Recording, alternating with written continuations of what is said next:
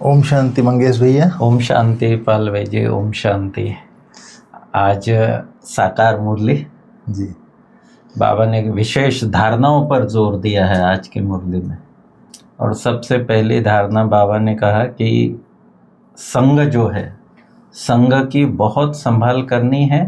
और संघ जो है, अब संघ व्यक्ति का नहीं, व्यक्ति के संघ की बात नहीं है। संघ तो आजकल साधनों का भी हो गया है। साइंस ने ऐसे साधन निकाले हैं कि व्यक्ति को किसी व्यक्ति के साथ भी मिलने की ज़रूरत नहीं संघ के लिए, वो साधन ही उसका पूरा कल्याण कर देते हैं। तो बाबा कहते हैं ये जो संघ है, बुरा संघ जो है, वो बुद्धि को एकदम मार देता है, तुच्छ बना देता है। और बाबा के ज्ञान में या बाबा को समझने के लिए या बाबा की शक्तियों को धारण करने के लिए सबसे इम्पोर्टेंट चीज़ है स्वच्छ बुद्धि।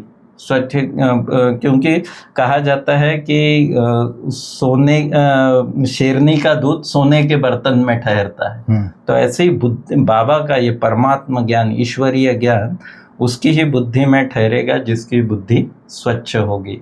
इस प्रकार से बहुत अच्छी धारणा की बात बाबा ने आगे भी कहा कि ये यहाँ से तुम्हारा जैसे दिल हट जानी चाहिए। इस पुरानी दुनिया में न देह में न देह के संबंधों में कहीं भी तुम्हारा ममत्व नहीं होना चाहिए। क्योंकि मुरली के गीत ही ये था कि इस पाप की दुनिया से चल और कहीं ले चल जहाँ चित्त चैन पाए। तो बाबा कहता है बच्चों को कि अब मैं आया हूँ, यह संगम युग है और मैं आया हूँ अभी तुमको इस पाप की दुनिया से, इस कलियुगी नरक से, दुख अशांति से छुड़ाकर सुख शांति में ले जाने के लिए। और सेवाओं की भी बहुत अच्छी विस्तार से बाबा ने बातें बताई। रात्रि क्लास भी बाबा ने कराया। तो मैं चाहूँगा कि आप डिटेल इस पर प्रकाश डालें। आज 26 मई 2025 है मंगेश भैया। हाँ जी। आज बाबा ने जैसे संघ के ऊपर बोला, सर्विस के ऊपर बोला, त्रिकालदर्शी स्टेज के ऊपर बोला, त्याग क्या है उसके ऊपर बोला बाबा ने आज। तो आज बाबा ने जैसे कहा है तुम्हें संग बड़ा अच्छा करना चाहिए। और बुरे का संग लगा तो फिर गिर पड़ेंगे। बिल्कुल। और बुरा संग जिसको कुसंग कहा जाता है, बुद्धि, हमारा बुद्धि जो है, यहाँ पर बुद्धि का ही खेल है। बुद्धि ही स्वच्छ बनती है और बुद्धि ही मलेच्छ बनती है। ये ज्ञान का सार ही सारा है। बुद्धि को स्वच्छ बनाना, बुद्धि को दिव्य बनाना, बुद्धि को शुद्ध बनाना। तो अगर कुछ भी हम लोग गलत आंखों से देख रहे हैं, कानों से सुन रहे हैं या स्थूल में संग कर रहे हैं, जैसे आज बाबा ने बाइस्कोप को याद किया। बाबा ने कहा तुम बच्चों को बड़ा अच्छा संग करना चाहिए, बुरे संग का रंग लगने से गिर पड़ेंगे। बाबा बाइस्कोप आदि देखने की मना करते हैं। आज बाइस्कोप, जिसको बाइस्कोप की आदत पड़ी तो वह फिर पतित बनने बिगड़ रह नहीं सकेंगे। यहाँ हर एक की एक्टिविटी डर्टी है। पिक्चर में क्या दिखाते हैं, सारा एक्टिविटी डर्टी है। नाम ही है वेश्यालय। बाप शिवालय स्थापन कर रहे हैं और सारा विश्यालय को आग लगना है, बाबा ने कहा। तो इस तरह से आज बाबा ने विशेष संघ के ऊपर बोला। कोई व्यक्ति बाइस्कोप देखा होगा, फिल्म देखा होगा, जाके शादी कर लिया होगा, उसके लिए आज बाबा ने अंडरलाइन कराया है। अर्थात बुद्धि भ्रष्ट हो गई उसकी, चला गया पुरानी दुनिया में। फिर आज बाबा ने कहा तुम बच्चों को सर्विस की उछाल आनी चाहिए। तुम्हारे पास जो भी कुछ है वह सेवा अर्थ है। तुमको गांव-गांव जाकर सर्विस करना है। बाप तुम बच्चों को राय देते हैं, बच्चे इस पुरानी दुनिया से अपना पल्ला आज़ाद करो, पल्ला झाड़ लो। हाँ, ये बात। कोई चीज़ में मोह तो नहीं रखो, इनसे दिल नहीं लगाओ। फिर बाबा ने कहा अगर बाप की सर्विस का शौक़ नहीं है वो कोई काम के नहीं है। बाबा ने कहा जैसा बाप सर्विस कर रहे हैं वैसे बच्चों को भी बनना है, बाप का ही परिचय देना है। बाप को याद करो, बाप से वर्षा लो।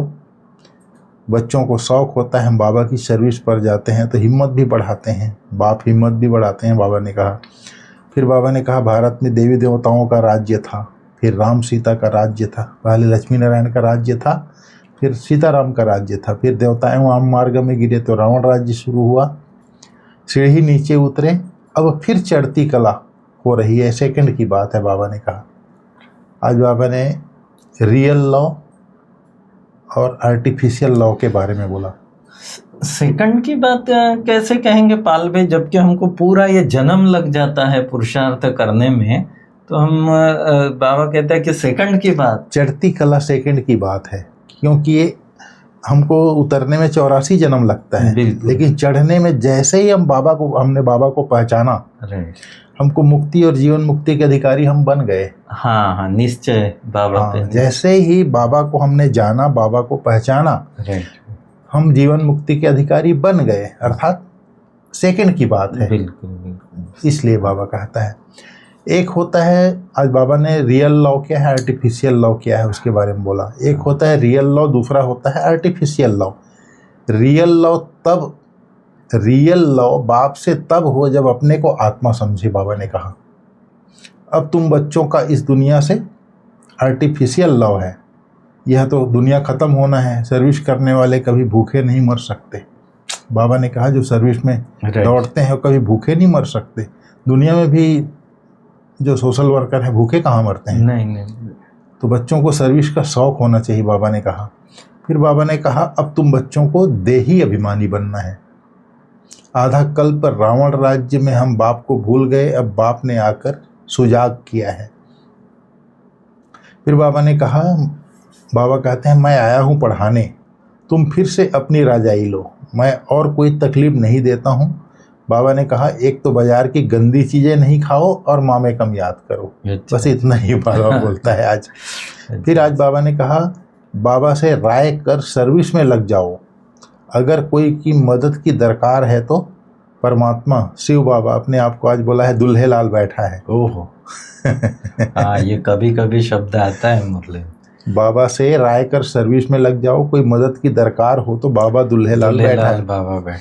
फिर बाबा ने कहा तुम बच्चे भी पत्थर बुद्धि से हीरे जैसा बनते हो, पारस बुद्धि बनते हो। बाबा ने कहा किसी को दान दिए बिना तुमको नाश्ता भी नहीं करना चाहिए, 10-15 को रास्ता दिखाओ तब भोजन करो, बोलता है बाबा। पहले शुभ काम करो, इसमें ही तुम्हारा ही कल्याण है, कोई भी देहधारी को याद नहीं करो। पतित पावन एक बाप को याद करो तो पावन दुनिया के मालिक बन जाएंगे, अंतमति सो गति हो जाएगी। तो इसलिए बाबा कहता है न किसी को संदेश सुनाकर फिर आए भोजन खाना चाहिए। तुम सबको यही बताते रहो कि बाप को याद करने से इतने ऊंचे बन जाएंगे। फिर आज बाबा ने कहा अभी फिर से दैवी राजधानी स्थापन हो रही है, नाइट क्लास चला है बाबा का उसमें, और इस पढ़ाई से हम उस राजधानी में जाते हैं। सारा मदार है पढ़ाई पर, पढ़ाई और धारणा से ही बाप समान बनेंगे। बाबा ने कहा जितना जास्ती धारणा करेंगे उतना ही मीठा बनेंगे। बहुत लवली बच्चे चाहिए, बाबा ने कहा। तो जितना ज़्यादा धारणा करेंगे उतना मीठा बनेंगे, तब फिर लवली बनेंगे। फिर बाबा ने कहा आगे चल तुम्हारी वृत्ति भी भाई भाई की हो जाएगी, जितना पुरुषार्थ करेंगे उतना वह वृत्ति होगी भाई भाई की। फिर बाबा ने आज कहा तुमको किसी से शास्त्रों में डिबेट नहीं करना है, मूल बात है ही याद की और सृष्टि के आदि मध्य अंत को जानना। चक्रवर्ती राजा बनना है, इस चक्र को ही सिर्फ समझना है, इसका ही गायन है सेकंड में जीवन मुक्ति। यह बाप कितना अनकॉमन है, इसलिए कोटों में कोऊ निकलते हैं। अनकॉमन है लेकिन आते इतना साधारण है कि लोग भ्रम में पड़ जाते हैं। बिल्कुल बिल्कुल। इसीलिए कोटों में कोई निकलते हैं, अर्थात कोटों में कोई को निश्चय होता है, बाबा कहता है।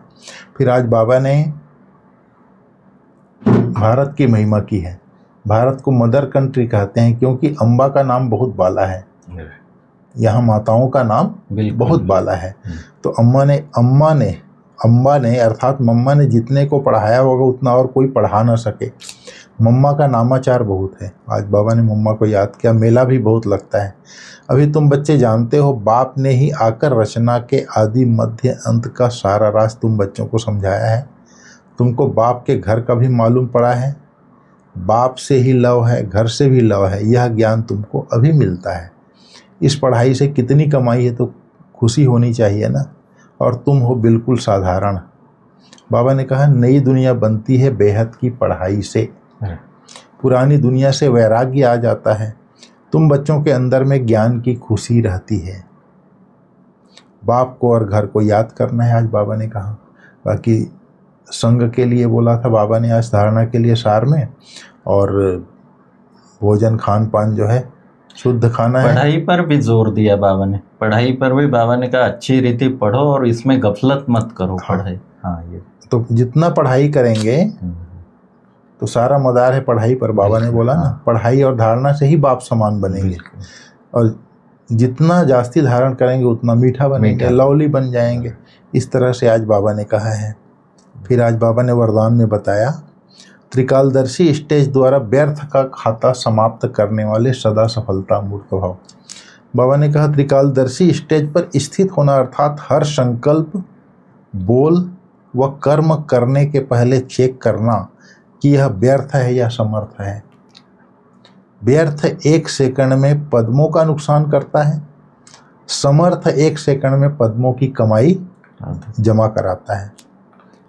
सेकंड का व्यर्थ भी कमाई में बहुत घाटा डाल देता है, जिससे की हुई कमाई भी छिप जाती है। इसलिए एक कालदर्शी हो कर्म करने के बजाय त्रिकालदर्शी स्थिति पर स्थित होकर रहो तो व्यर्थ समाप्त हो जाएगा और सदा सफलता मूर्त बन जाएंगे। बाबा ने बोला नॉलेजफुल बन हर कर्म के परिणाम को जानकर करने वाले ही मास्टर त्रिकालदर्शी हैं। बाबा ने बोला है ऐसा नहीं बोलना नहीं चाहिए था बोल दिया, करना नहीं चाहिए था कर लिया।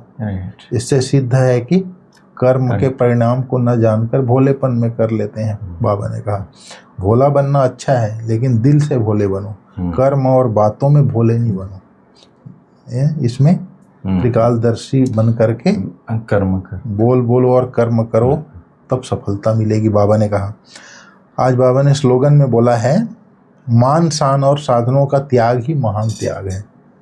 मान शान और साधन ये क्या है, बाह्य है। जैसे त्याग में दोनों बातें आती हैं, देह भान का भी त्याग करना है, देह अभिमान का भी।